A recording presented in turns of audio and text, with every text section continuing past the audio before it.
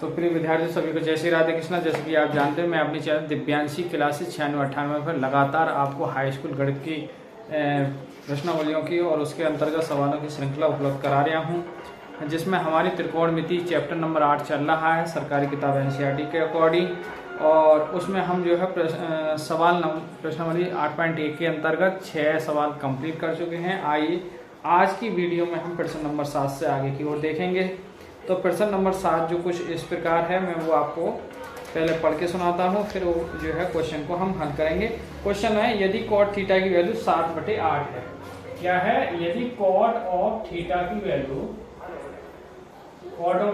कितनी है? देखिए 7/8 है। अब वो कह रहा है, दो पार्ट दे रखे हैं इसने। फर्स्ट पार्ट में पूछा है कि 1 प्लस साइन थीटा और 1 minus sine theta, 1 plus sine theta और 1 माइनस साइन थीटा, बटे में है 1 प्लस कॉस थीटा और 1 माइनस कॉस थीटा।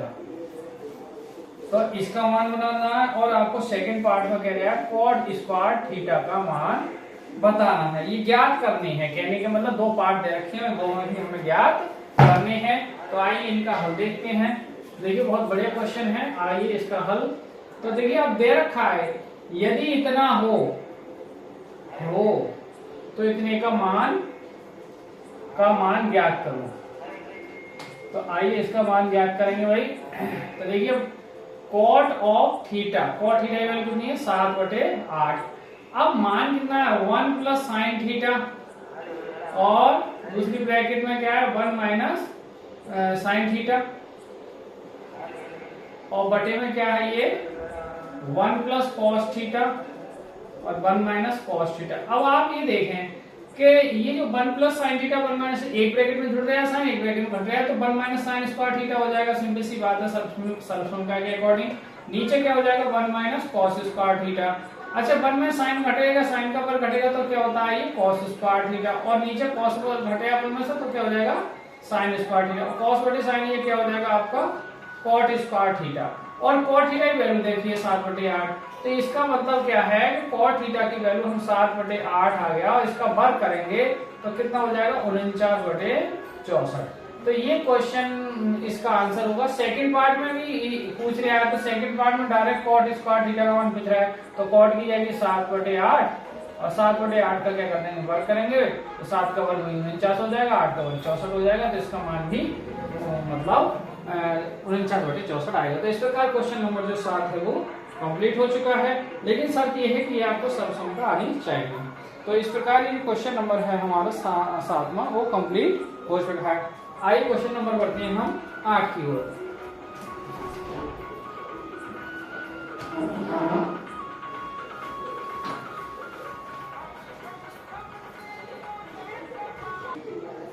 आइए बढ़ते हैं हम क्वेश्चन नंबर 8 की ओर। क्वेश्चन 8 है, यदि 3 cot a बराबर 4 है तो जांच करो कि 1 माइनस टेन स्क्वायर बटे 1 प्लस टेन स्क्वायर बराबर कॉस स्क्वायर और माइनस साइन स्क्वायर की वैल्यू बराबर है। तो आइए इसको हम देखते हैं, बढ़िया क्वेश्चन है हमारा। देखिए अब दिया क्या है? 3 cot a बराबर 4/4 दे रखा है। तो यहाँ से हम 4 दे रखा है, तो इसका मान cot की वैल्यू निकालेंगे तो क्या आ जाएगा? 4/3 आ जाएगा यहाँ से।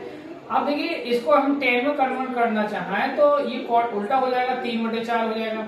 अच्छा एक बात और समझिए, 10 बराबर होता है लंब बटे आधार। तो यहाँ से आप देख पा रहे हैं कि लंब 3 है और आधार जो है वो 4 है। और यदि हम 3 4 लगा रहे हैं तो कर्ण जो हमारा वो 5 आ जाएगा। तो अब हम पहली शर्त क्या देखिए? पहली शर्त है कि 1 माइनस टेन स्क्वायर ए बटे 1 प्लस टेन स्क्वायर ए, इसकी वैल्यू निकालेंगे। देखिए 1 प्लस 10 और 1 माइनस 10 की जगह हम क्या रख सकते हैं? देखिए 3/4। तो 3/4 का वर्ग, ऐसे नीचे प्लस 3/4 का वर्ग। अब इसको वर्ग करेंगे तो देखिए 1 माइनस 9/16 हो जाएगा, ये भी 1 प्लस 9/16 हो जाएगा। एलसीएम डालेंगे वही, तो 16 माइनस 9/16 और यहाँ 16 प्लस 9/16, 16 एलसीएम में बराबर कट जाएगा। तो 16 में से 9 7 और नहीं है 16 9 जगह कितने हो जाएंगे? 25। तो इसकी वैल्यू कितनी आई? 25, वो 7/25 आई।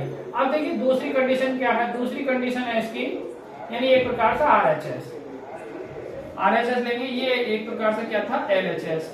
अब देखिए आप देखें यहाँ से कि LHS RHS में क्या है हमारा cos स्क्वायर ए माइनस साइन स्क्वायर ए, इसकी वैल्यू दिखाएंगे। तो देखिए cos ए बराबर क्या होता है आपका आधार बटे कर्ण का स्क्वायर और यहाँ लंब बटे कर्ण का स्क्वायर।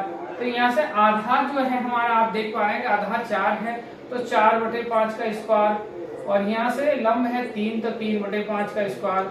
अब इसका वर्ग करेंगे तो ये हो जाएगा भाई 16/25 है, ये हो जाएगा आपका 9/25। एलसीएम कितना आएगा देखिए 25 आएगा भाई, 16 माइनस 9 घटाएंगे तो कितना आ जाएगा भाई 7/25। तो इसका मान हम देख पा रहे हैं कि इसका मान 7/25 और इसका मान भी 7/25 है। अतः लिख सकते हैं अतः लेफ्ट साइड बराबर है राइट साइड के।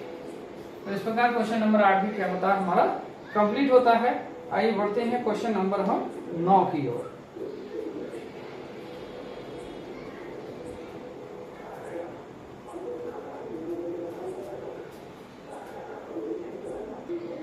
आइए विद्यार्थी क्वेश्चन नंबर देखते हैं हम नमा। क्वेश्चन नंबर 9 क्या है, यदि त्रिभुज एबीसी में बी कोण समकोण है, समकोण का मतलब नभ्यांश का, और tan a की वैल्यू 1/√3 दे रखी है, तो sin a cos c plus cos a sin c की वैल्यू बतानी है, cos c minus sin a sin c की वैल्यू बनानी है। दो पार्ट करनी है इसके हल। आइए तो देखते हैं इसका। देखिए अब त्रिभुज एबीसी में आप क्वेश्चन दे रहा है कि त्रिभुज एबीसी में जो कोण बी है वो कितना है नभ्यांश का है, और दूसरी बात दे रखी है कि tan a की वैल्यू 1/√3 है। तो सिंपल सी बात है जब 1/√3 है तो ये tan कितने का मान होगा √3 30 का। तो यहाँ से जो कोण a की वैल्यू आएगी वो कितनी आ जाएगी 30 अंश।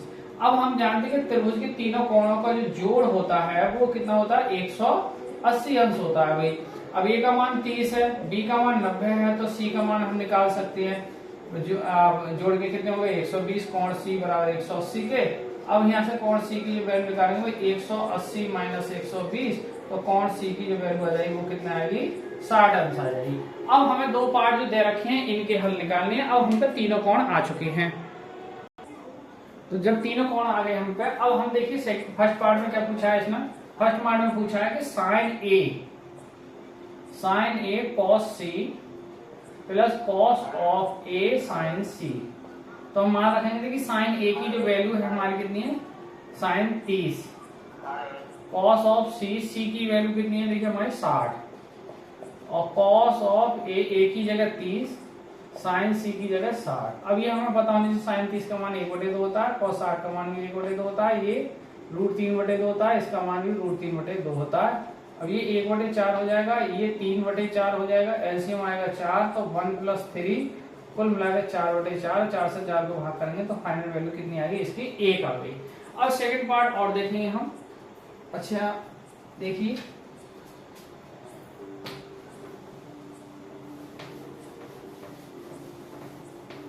सेकंड पार्ट क्या है, देखिए आप इसी का सेकंड पार्ट और रह गया, cos of a cos of c minus sine a sin c। तो यहाँ से cos ऑफ a की वैल्यू 30 है, cos ऑफ c की वैल्यू 60 है, साइन a की वैल्यू 30 है, साइन c की वैल्यू 60 है। तो यहाँ से देखिए इसका मान √3/2 हो गया, इसका मान 1/2 हो गया, इसका मान √3/2 हो गया, और इसका मान 1/, साइन 60 का मान सॉरी साइन 30 का मान 1/2 और इसका मान √3/2। तो ये कुल मिलाकर √3/4 हो गया, ये भी √3/4 हो गया, ये घट गया, तो क्या आएगा फाइनल इसका मान 0। तो इस प्रकार सेकंड पार्ट भी ये निकल चुका है और प्रश्न कंप्लीट हो चुका है। आइए आप बढ़ते हैं प्रश्न नंबर 10 की ओर। देखिए 11वां क्वेश्चन जो है वो सत असत का है। तो इसमें पहला क्वेश्चन असत्य है, दूसरा सत्य है, बाकी सब असत्य हैं। तो एक 10वां क्वेश्चन और है वो हम देखेंगे, शॉर्ट में करा रहे हैं उसे। आइए देखिए क्वेश्चन नंबर जो है अब 10वां है, आज की वीडियो का अंतिम क्वेश्चन है और प्रश्नावली का भी अंतिम क्वेश्चन है। ठीक है, ये 11वां जो क्वेश्चन मैं आपको बता दूं, 11वें क्वेश्चन में कुछ नहीं है, पहला पार्ट जो है वो असत्य है क्योंकि गुणा नहीं होती है, और सेकंड पार्ट है सॉरी क्वेश्चन नंबर 11 हुआ, और सेकंड पार्ट सत्य है, और बाकी सो जो है थर्ड है, फोर्थ है, 5 है, वो सब कैसे है असत्य है। तो ये क्वेश्चन कंप्लीट हो चुका। अब देखिए इसमें क्वेश्चन नंबर जो 10 है, कोण क्यू 90 डिग्री दे रहा है। अब वो कह रहा है ये कोण हमारा P है, तो वो कह रहा है साइन P का मान बताओ, साइन P तो भाई साइन पी का मान क्या है, देखिए आप साइन पी बराबर होता है लंब बटे कर्ण, तो लंब है 12, कर्ण है 13। अच्छा कॉस ऑफ पी की जो वैल्यू है कितना हो जाएगा, आधार बटे कर्ण, तो आधार 5 और कर्ण 13।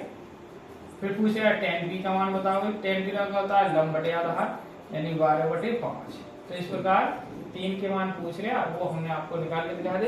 ठीक है, दिया क्या है इसमें, कोण Q 90 अंश है, वो हमने 90 अंश ले लिया और P की 5 सेंटीमीटर दिया है। अच्छा इन दोनों को जोड़ दे रहे हैं 25, तो सिंपल सी बात है कि 5 है जहां है तो लंब 12 और कर्ण 13 होगा, क्योंकि भुजा समकोण त्रिभुज है, तो इन्हीं जहां 5 है, अब 5 के अकॉर्डिंग हमने समकोण त्रिभुज जो बताई थी उसमें ये बनेगा सिस्टम, इन्हीं भुजाओं से समकोण त्रिभुज बन सकता है, अन्य भुजाओं से नहीं बन सकता। जिसमें 5 है 12 आती है, वो 13वीं आनी पड़े तभी समकोण की आकृति बन पाएगी। तो इस प्रकार प्रश्नावली जो 8 पॉइंट एक आज वो त्रिकोणमिति फाइनल हो गई है।